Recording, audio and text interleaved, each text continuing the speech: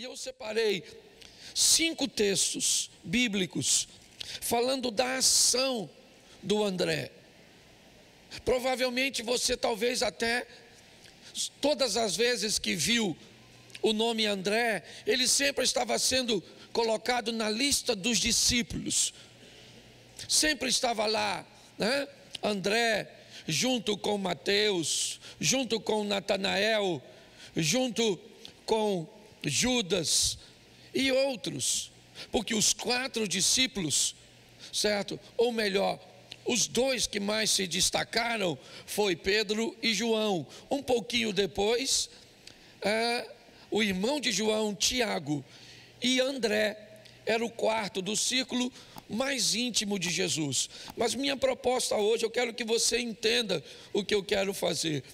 Eu quero hoje fazer com que você tenha consciência da sua importância nesse reino. Não interessa se você vai ser visto, se você vai ser lembrado, se as pessoas vão ovacionar você. O reino de Deus é muito maior do que tudo isso.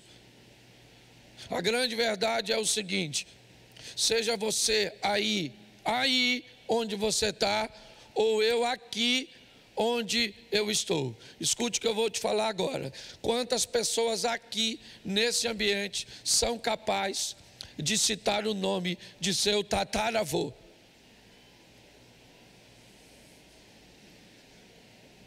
Quatro gerações só. Me diga o nome de seu tataravô. Você sabe? Não, né? Deixa eu facilitar. Seu trisavô. Tem alguém aí que sabe? Aí já apareceu. Uma só, 2. Seu bisavô. Quantos sabem? Seu avô, pelo menos. Bom, tem gente que não levantou. Seu pai, pelo menos. Não vamos facilitar mais o seu. Preste atenção. Quer você aí, quer eu aqui. Entenda uma coisa: daqui a 4 gerações ninguém lembra mais de você. Olha como nós somos importantes. Você está entendendo? A grande verdade é essa.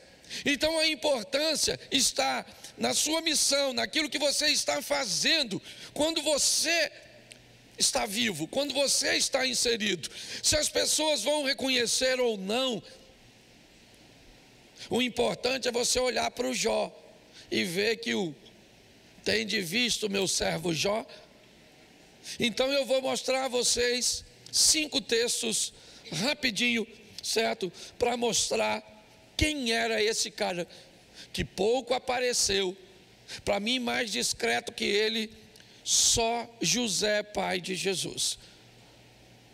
Para mim, ninguém desempenhou uma missão tão importante. Gente, Moisés foi o único, José foi o único homem que pisou nessa terra e teve o privilégio de ouvir o Filho de Deus te chamar de pai. Pensa na moral do cara, entrar na presença de Deus em oração e falar: Senhor, vim aqui conversar com o Senhor a respeito do nosso filho. Mas foi discreto, apesar de uma missão tão importante. Vai aqui o primeiro texto, João capítulo 1, verso de número 35. Coloca na tela, por favor. João 8:35. No dia seguinte, João estava outra vez na companhia de 2 dos seus discípulos. Preste atenção. A diferença entre João Batista e Jesus são 6 meses apenas. Quando Isabel estava grávida nas montanhas, o anjo aparece para Maria e diz: sua prima Isabel está grávida e este é o 6º mês de sua gravidez. Maria engravida, Isabel está grávida de 6 meses. A diferença de idade para os dois de João Batista para Jesus, 6 meses mais velho. João então inicia seu ministério provavelmente também com 30 anos, uma idade que trazia para o homem a maioridade. E quando João tem 3 anos e 6 meses, ou 30 anos e 6 meses, ele tem 6 meses de ministério, Jesus então aparece. E o texto diz que João estava com 2 dos seus discípulos. Jesus ainda não tinha iniciado seu ministério, e João já tinha 2 indivíduos, dentre outros, que o serviam.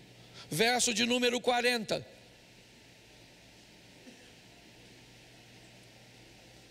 Bota o 40, por favor. André, o irmão de Simão Pedro, era um dos 2 que tinha ouvido o testemunho de João e seguiu Jesus. Preste atenção. André era um dos 2 que caminhava com João. André, ele foi um dos primeiros, e na narrativa de João, eu não sei quem é o segundo, mas André é alguém que começa essa história de aceitar ou de receber a palavra de Deus através de João. É chegado o reino de Deus, arrependei-vos e convertei-vos. André recebe tudo isso. Olha bem, é ele que inicia, é ele que começa. Quando você olha o verso 41, coloca por favor. Ele achou primeiro seu próprio irmão Simão e disse: achamos o Messias, que quer dizer Cristo. Preste atenção, na narrativa de João, André chega primeiro. Pedro não foi discípulo de João, ele já entra, né, no ministério de Jesus. Mas André não. André, ele tinha um coração acessível, e ele era alguém que ele estava com João, é verdade, sendo discipulado por João. Mas quando João diz para André: olha, aquele ali é o Cordeiro de Deus, é ele, não sou eu. André não tem apego ao líder, não. André é alguém que está pronto para servir a Deus, e é simplesmente isso. Se vai servir a Deus numa universal do reino de Deus ou numa assembleia de Deus, se vai servir a Deus num ambiente de uma igreja grande ou de uma igreja pequena, para André isso não interessa. Ele caminhava com João, teve sua experiência com João, provavelmente foi batizado por João, mas quando Jesus aparece, João diz: é ele, não sou eu. André então se despede de João e vai seguir Jesus. Mas preste atenção, a primeira coisa que ele faz é falar com seu irmão Pedro, e diz: Pedro, eu estava caminhando com João, mas João apontou para Jesus, e ele é o Messias, achamos o Messias.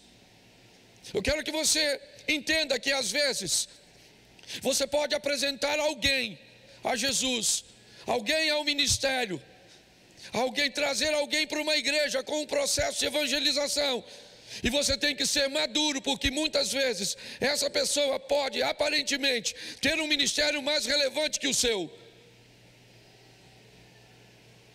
Essa pessoa muitas vezes pode se destacar mais que você, pode receber uma notoriedade. É o que vai acontecer com André. Ele é o primeiro a chegar, ele caminha com João um tempo. Assim que ele descobre quem é Jesus, ele chama Pedro e diz: Pedro, achamos o Messias, vamos ver. Pedro vai, evangelizado por seu irmão, e Pedro se torna a figura principal do ministério de Jesus. E quase não se fala de André, mas isso não o paralisou. Nós vamos encontrar André continuando. Nós vamos ver que a história continua para ele, E é isso que é importante, gente. Nós fazemos parte de um reino. Se você é um músico, se você trabalha no estacionamento, no ministério infantil, se você é um obreiro, se você está atrás das câmeras, se você não tem função nenhuma, aparentemente, mas já cumpriu a sua. Na hora da oferta, você colocou seu dinheiro. Na hora do louvor, você colocou sua voz. Na hora da intercessão, você colocou sua oração. Será que isso é pouco no reino de Deus? Quem é que mede o quanto? Talvez o meu dinheiro possa ser maior que o seu, mas quem sabe a sua oração não é maior que a minha. É importante as pessoas descobrirem o quanto elas são fundamentais nesse ambiente de culto, porque muitas vezes você passa despercebido. Pode entrar por aquelas portas e ninguém te cumprimentar, pode sair por aquelas portas e ninguém nem notar que você veio, mas saiba de uma coisa: o céu sabe que você esteve aqui, e é isso que é importante. Não diminua o valor que você tem no ambiente de adoração. André fala com Pedro, é verdade, apresenta, ele é o primeiro, mas a história continua. Quando nós olhamos para João, capítulo 6, verso 8, vamos ver algo bem interessante. Um de seus discípulos, chamado André, irmão de Simão Pedro, note que parece, até para identificar quem ele é, tem que falar o nome de Pedro. Que se falar só André, ninguém sabe. Que André? O irmão do Pedro. Certo? Então está lá, um de seus discípulos, chamado André, irmão de Simão Pedro, informou a Jesus. Coloca aí. Está aí um rapaz que tem 5 pães de cevada e 2 peixinhos. Mas isto que é para tanta gente? Preste atenção. Uma multidão de quase 10.000 pessoas está nessa ocasião. 5.000 pessoas, 5.000 homens, sem falar mulheres e crianças. Não tinha internet, rede social. Pastor, como é que você juntava tantas pessoas assim? Batedores iam à frente, missionários iam à frente dizendo: daqui uma semana Jesus está chegando aqui. Jesus tinha uma estratégia muito especial para que muitas pessoas fossem. Ele levava comida. Grande parte das pessoas não ia ver Jesus, sabia que depois do culto ia rolar um comes e bebe. Isso é crente em qualquer tempo, que fique claro. Mas eu comecei a me perguntar, no meio daquele montão de gente, Jesus pergunta: alguém tem alguma coisa aí? Eu queria lembrar você que nessa época Jesus já era famoso. Eu queria lembrar você que nessa época já tinha gente querendo matar Jesus. Quando eu olho para André, eu imagino André olhando um garoto que tem um embrulho na mão. Ele procura uma proximidade, ele procura estar perto de Jesus. Aliás, isso não era ele, era todos. E aí eu vejo um cara altamente observador. Eu vejo alguém que me parece que se aproxima do garoto para entender o que aquele garoto faz com aquele embrulho. Poderia ser uma faca, poderia ser alguma coisa que atentaria contra a vida de seu mestre. André aborda o garoto e pede para ver o que o garoto tem. E ele identifica que naquela embalagem não há nada perigoso. O que há ali são 5 pães e 2 peixes. Ele não fala nada, é do garoto. Ele vai embora. Mas ele já identificou que não há perigo, que seu mestre não corre perigo, que seus amigos não correm perigo, porque o que aquele menino leva é apenas 5 pães e 2 peixinhos. Mas neste momento, Jesus pergunta: tem alguém que tem alguma coisa para comer? Aí André diz: tem um garoto, tem um jovem, que tem 5 pães e 2 peixes. Preste atenção, porque nós vamos ver algo precioso na vida deste anônimo. Ele não é ninguém, mas é altamente observador. Ele não é ninguém, mas está preocupado com a segurança, com o bem-estar. Ele é alguém que se preocupa com um grupo. Ele é alguém que sua mente está sempre ligada, observando, não para criticar, não. Sim, para apresentar uma solução quando um problema aparecer, ou às vezes resolver um problema sem sequer ser notado. Você entra no banheiro e um rolo de papel higiênico está no chão. Quem está olhando? Ninguém, não tem ninguém mais, somente você. Mas quando você pega aquele rolo de papel higiênico dentro de um templo, da casa de Deus, ou em qualquer outro lugar, falando de ordem, mas aqui falando da casa de Deus, e tira para não molhar, e coloca um lixo numa lata de lixo, não é função sua. Isso pode não ser função sua aqui na terra, para dar satisfação para as pessoas, mas às vezes eu me pergunto se aquele lixo não está no chão, sabe? Eu fui tomar um café hoje de manhã, assim que cheguei, enquanto eu estava arrumando minhas coisas, a notinha do cupom, ela caiu no chão, me deu uma vontade. Eu estava com um copo de café e um saquinho de pão de queijo, de deixar. Mas aí uma moça olhou para mim. Aí eu botei os 2. Eu não sei nem, não se estava em cima da mesa, eu não sei. Mas eu fui lá e peguei. Aí ela me olhou como quem diz assim: não ia pegar, né? Deixa eu te falar uma coisa, é muito importante você entender.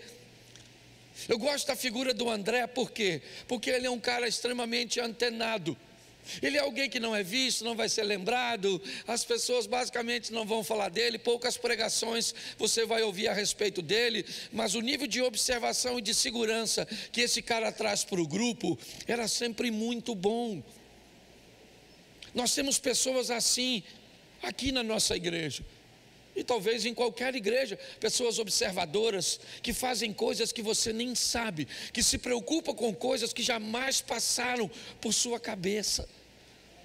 Às vezes você recebe uma orientação aparentemente simples, que para você não tem nada a ver, mas para nós tem a ver com uma segurança que precisamos oferecer para todas as pessoas.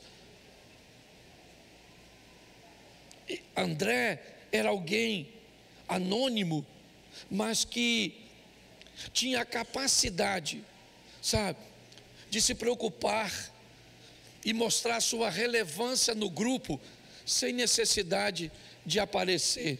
Vamos para o terceiro texto, Marcos capítulo 13, verso 3.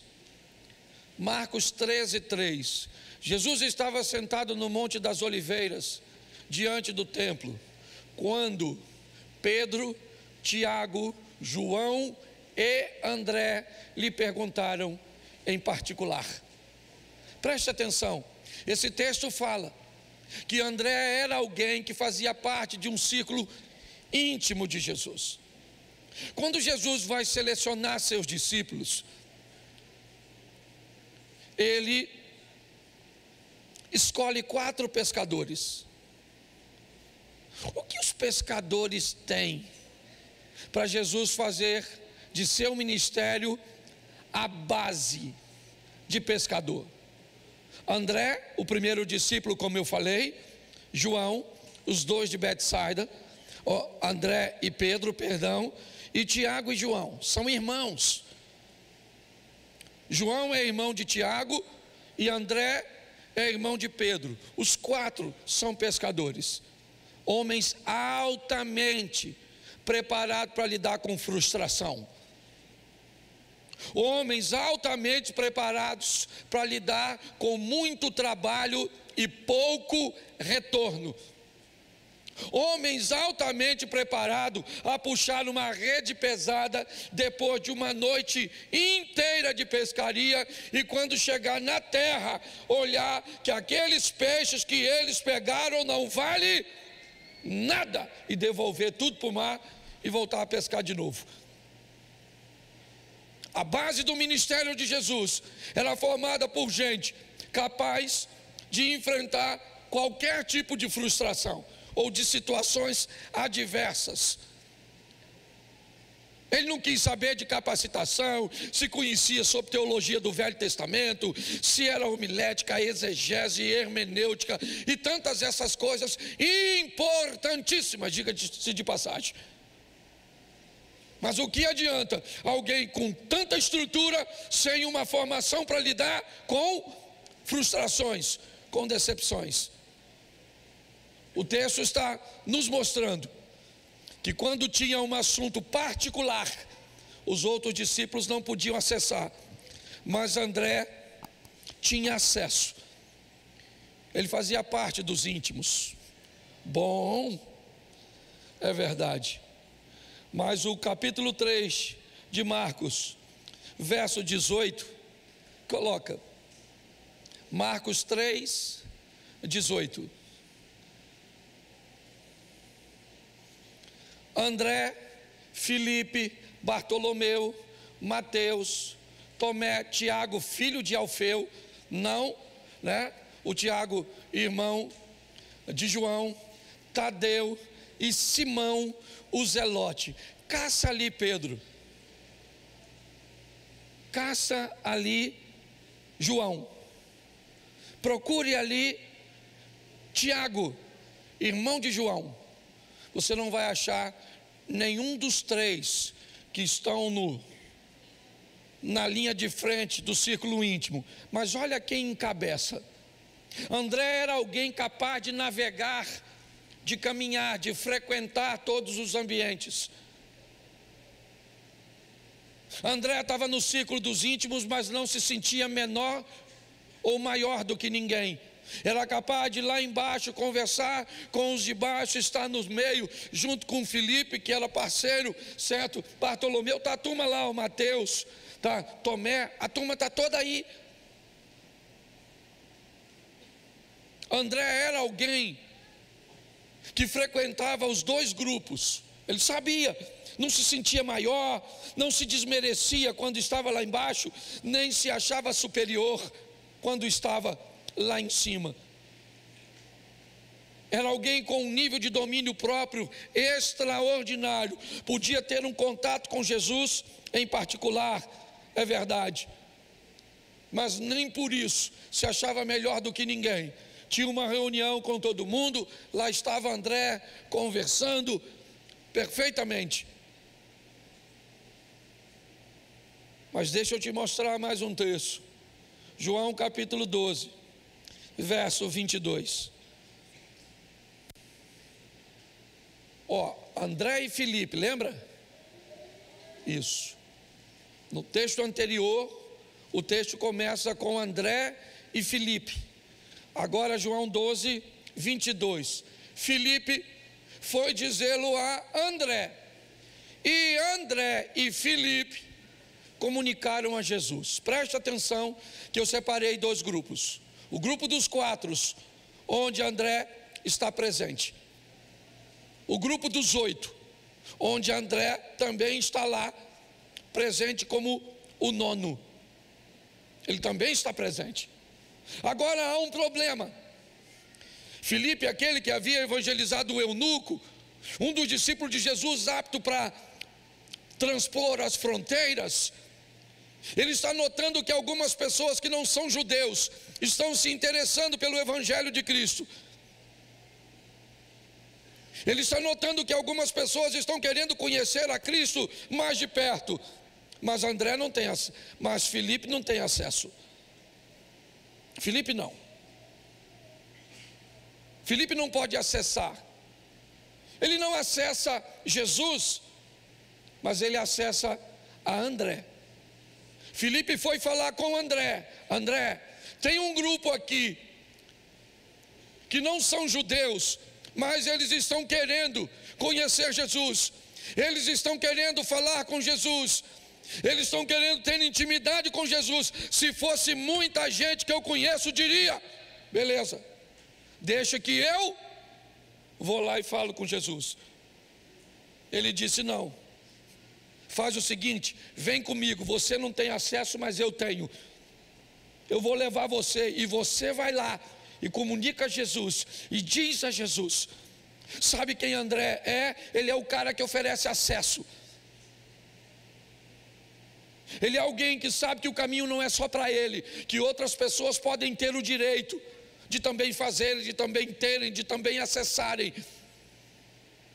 A vida desse cara é algo extraordinário. A maneira cuja qual ele começa o primeiro e de repente desaparece.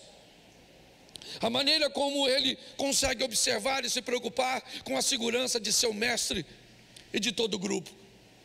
A maneira que André lida, né, com o seu ministério. Ninguém está vendo, não interessa se ninguém está vendo, meu irmão. Não interessa se estão vendo ou não estão vendo. Nós estamos aqui não é para servir a homem, é para servir a Deus. É assim que funciona. Se as pessoas vão entender, se não vão, isso não é problema nosso. Nós temos uma missão a cumprir. Ele era alguém que sabia se comportar em todos os ambientes, que estava apto para lidar, né, com os grandes, se é que eu posso chamar assim, ou com o restante da turma. Ele era alguém pronto para resolver problemas, e alguém para oferecer acesso. E aí eu quero terminar perguntando a você: você conhece seu valor? Você sabe quem você é nesse reino? Ou será que você ainda está procurando um lugar de notoriedade? Será porque nunca cantou um hino aqui na frente, nunca recebeu uma oportunidade? Será que você se trata como alguém inferior?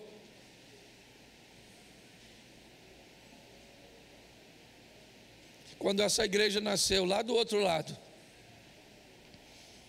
quando as primeiras pessoas chegaram, a igreja estava toda pronta. A única coisa que o nosso ministério recebeu de oferta foi um pouco de cadeiras dos meninos da Gênesis. Muitas cadeiras dessa que você senta foi os dois Alex que doaram, e umas caixas de som que o pastor Charles da igreja Luz da Vida doou.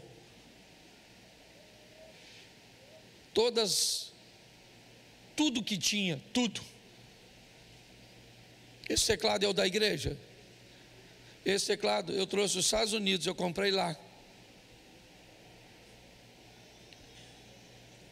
E eu coloquei bastante recurso aqui, né, lá do outro lado, quando estava começando.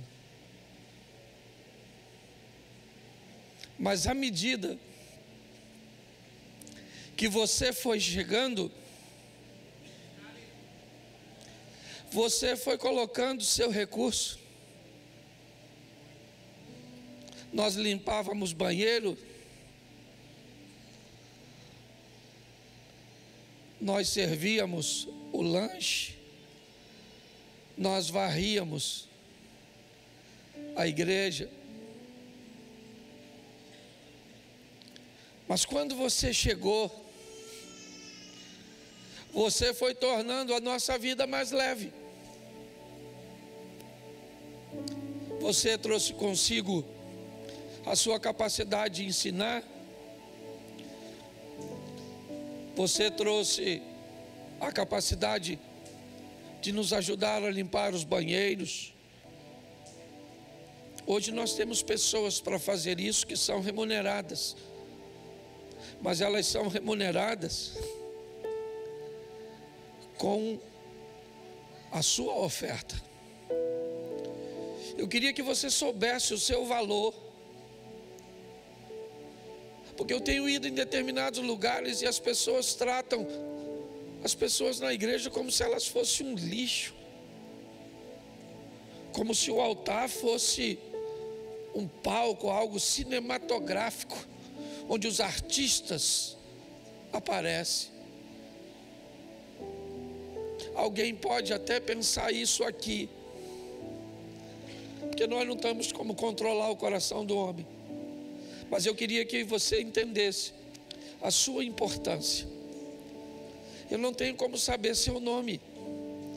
Às vezes eu sou incapaz de reconhecer você fora daqui. Mas por favor, não entenda isso como um descaso. Entenda como uma limitação. Quando a igreja surgiu, ela tinha 180 lugares. Eu não queria que ela crescesse mais, eu só queria 180. Na minha cabeça, quando batesse 180, eu fechava. E não pode entrar mais membro. Aí eu descobri que se eu fizesse isso, eu estava montando uma seita. Aí eu desisti. Porque você precisava vir. E eu quero terminar agora perguntando. No último culto eu fiz isso abertamente, normalmente eu não faço mais, mas perguntando: se Deus não enviou alguém aqui hoje para ser mais um, se Deus não enviou alguém aqui para voltar para o reino, e não é para servir aqui, é para servir o reino. Reino é reino, onde Cristo está sendo pregado, onde o Espírito Santo tem liberdade para agir, é reino. Se tem o nome batista, metodista, se é presbiteriano, se é pentecostal ou tradicional, se usa pano na cabeça, é reino de Deus. Ah, pastor, eu não sou daqui, mas eu estou afastado dos caminhos do Senhor. Então volte aqui e volte para a agência onde você trabalhava. Ela também é uma agência do reino. O reino está precisando de André, gente que esteja disposto a fazer sem querer reconhecimento nessa terra. Se vier, está tudo certo.